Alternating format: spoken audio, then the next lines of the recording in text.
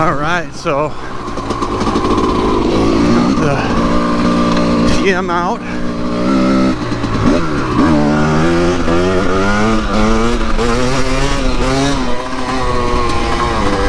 Got the TM out and gonna really test the switch out and make sure everything's running good. And see about giving you guys a little bit more of a actual video and explain why I bought a TM and whether I'm happy about that decision or not. So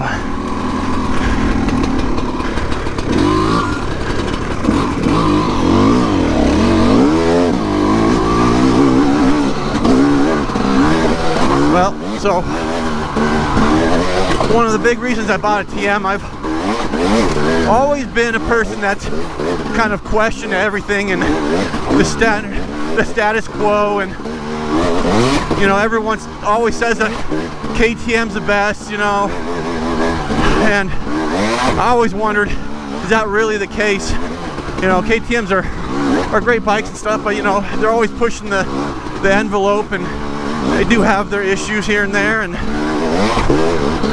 so I've never actually wanted to really get the same bike as everyone. Also wanted something different, and so when I was buying parts for my Beta at a shop, they also had, I saw this bike and I was like, this is the most beautiful bike I've two-stroke bike, dirt bike I've seen. Craftsmanship is just crazy, you know. I want to know more about this. I've never heard about TM racing before, so I started looking into it and realized they've been around since like the 70s, and I've always been basically the #1 race kart motor manufacturer, not manufacturer, but race company, and they're just handmade, so they don't make a lot of them. And so I started digging into it. I just got fascinated about these bikes. I just want to know more and more. And I couldn't find enough about them. I found magazine reviews, but not in-depth reviews. And the ones I found were in Italian or Spanish. And so I couldn't really get a clear definition of what these bikes were like, common issues, whatnot. So I was torn between, I wanted a 300 two-stroke. I wanted to move the 390. I loved it, but I was getting into more and more technical trail riding, and I wanted a lighter bike with that would lug a little better. 4-strokes obviously flame out a little bit easier at low RPM, and so I was debating between the Beta 300 and the TM. You know, I was really going towards the TM because it was the first bike with a TBI injection system, and that's what I was really interested in. I didn't want the TPI in a bike because you lose that bottom end power. So, and I didn't want a carburetor again because I got kind of sick where I ride. It's sea level, way up at high elevation, just all over the place for the different trails around where I live. And I didn't want to fuck with jetting. And I also didn't want to spend an extra $1,000 on a Electron or Smart Carb just so I didn't have to do that. Because then the bike would just be as expensive, actually probably more expensive than a TPI or TBI bike. And so when I went to the shop to basically get the bike, make a decision, they had a 250, but I didn't want the 250 to Beta. I wanted the 300, and he said he wasn't going to have it until June, but he had just gotten in 2 TMs, and one was accounted for. One had been accounted for, but the guy backed out. So I said, okay, that's a sign I got two more behind me, and there's a group back there too.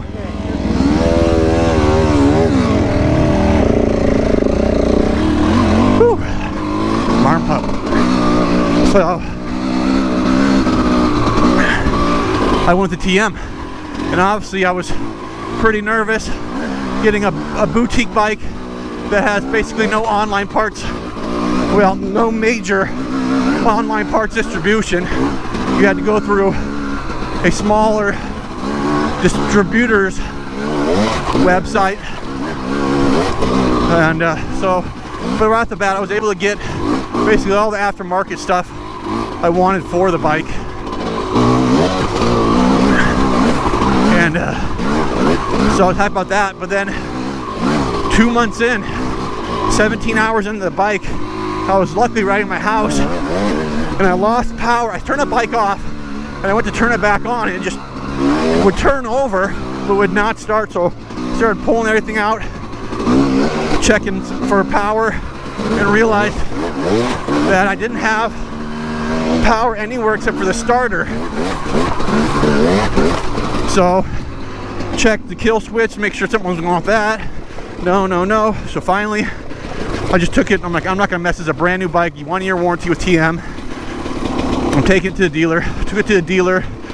They thought maybe it was an ECU, but they had to send it down to California to get checked to the distributor there. So they sent it down. Takes 2 weeks to get the thing checked and then sent back. And then to find out that it's not the ECU, so they think it's the wire harness, the main wire harness. And so they got to order that from Italy, obviously. And I was like, ah, crap. So got stuck behind some people. So I'm waiting and waiting, and it takes about a month and a half, and I get a notification, oh, we got the wire harness, but it's the wrong wire harness. It's the front harness, not the main harness. So we gotta wait for that to come in. So I'm waiting another 2 months basically, and I just contact them here and there. But I just had my wife had just gave birth to first kid, a son, so I was busy, so I wasn't calling every single day, and I couldn't ride anyways. So finally I call back, and I actually call California, say, what's going on here? This is ridiculous. And I find out that they had forgotten to actually put in the request for the second harness, that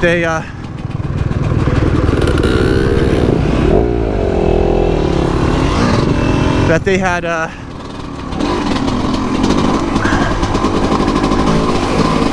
just put the one request in and never put the second request in after that one was delivered. So they said we need 2 more weeks. So I ended up waiting 4 months. And I wouldn't say that was on TM. I don't know exactly what happened with the main harness. One of the wires shorted or something, which was an issue with the front lighting harness. So that is on TM's, but the actual amount of time it took to get it fixed was on the distributor more so. So I ended up getting the harness. Was really thinking about selling the bike because I was just so pissed with how long it took. It was kind of, and so I'm like, you know what, I'm gonna sell the bike. I think, fuck it, I'm gonna hill climber. I'm gonna get a Beta instead. You know, screw it. And took it out for a ride, and I had forgotten how much I really love the bike in terms of how smooth this motor is, the power delivery, and everything else.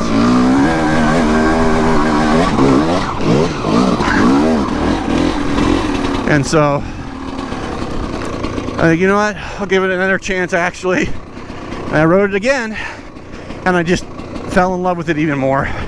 It's just, this bike, the way it feels, the way it looks, I decided to give her another chance, and ended up doing sprint enduro and a hare scramble last year at the end of the year, October. and really had a good time. And so I gotta say, I don't regret getting this bike. Overall, the little quirks it has or anything like that, it's made up for by, you know, the quality of the craftsmanship, how craftsmanship, and how nice the bike looks, and how smooth this motor is, and how the power delivery is just so much power, but it's also very, very linear. So even though it's got a lot of power, you know. Whoop.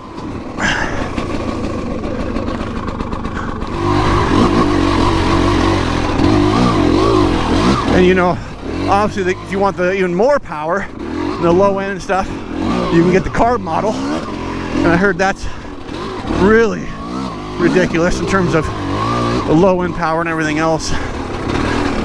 I rode a Sherco up here, and I would say that the Sherco, also carb, you know, has more low end. I think even if it wasn't, it might have a little more low end because that motor is not counterbalanced, or if it is, it's not very well done, because that bike vibrates a lot. And this motor, I would say, is smoother than a KTM.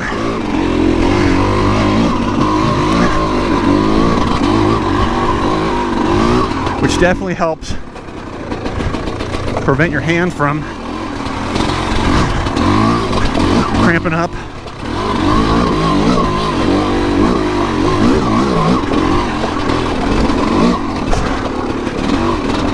And areas like this.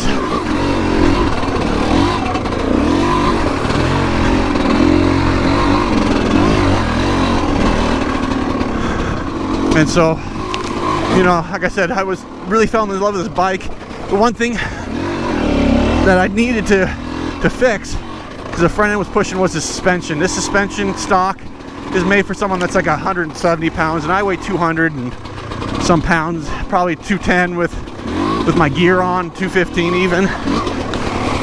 So I just had the suspension done by Evo Suspension in Ellensburg. He called him, he said he's got some buddies that ride TM, so he's familiar with them, and I told him that I wanted to do some races this year, or enduro hair scrambles, and he said he had a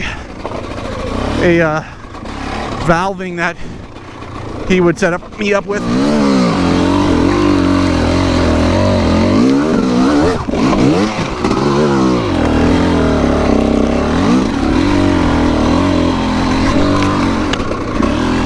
So I fell back in love with the bike. I got the suspension done. And man, I've loved the bike even more. Before, it was kind of, one, undersprung in the back, so it was raked out, so it's kind of pushing the front end through some corners. And then two, the front was actually really harsh. It was probably sprung correctly technically, because they didn't have to change the springs, but the valving was just harsh. So if I could send it off anything, I wasn't going to bottom out. I was using, even on the hardest days, I was using 2/3. I'd never bottom that front suspension out. So now the bike feels so much better. So up here riding, my arm pump is way less severe. My legs are feeling better. It's not bucking as much. And so just overall, really happy with the bike so far. Installed the switch here, the arming switch. So far, I haven't, you know, I test rode a little bit on the house. It's the first time riding up here, and no resets on the power valve yet, so we're good to go there.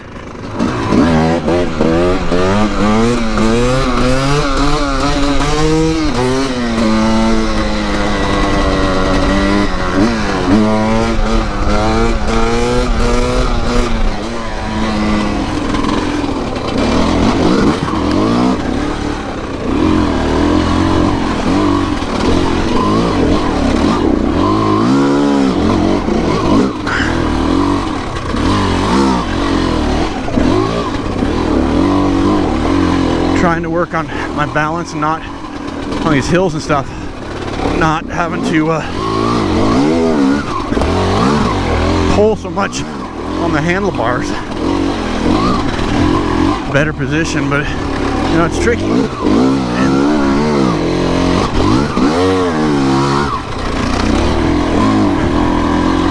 It's tricky tricky to knock your arm. Some dabs there. Whew.